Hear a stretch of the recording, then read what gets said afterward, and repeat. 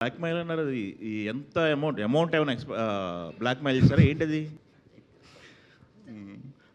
పాపం okay.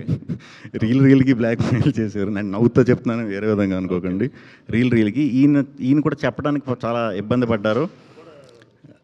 Release ముందు రోజు వరకు కూడా ఇది జరిగిందండి.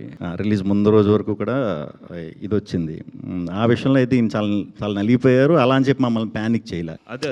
అంటే ఈ ఇష్యూ చాంబర్ గానే చాలా బాడీస్ ఉన్నాయి. ఇండస్ట్రీ మొత్తంలో వెళ్ళాం.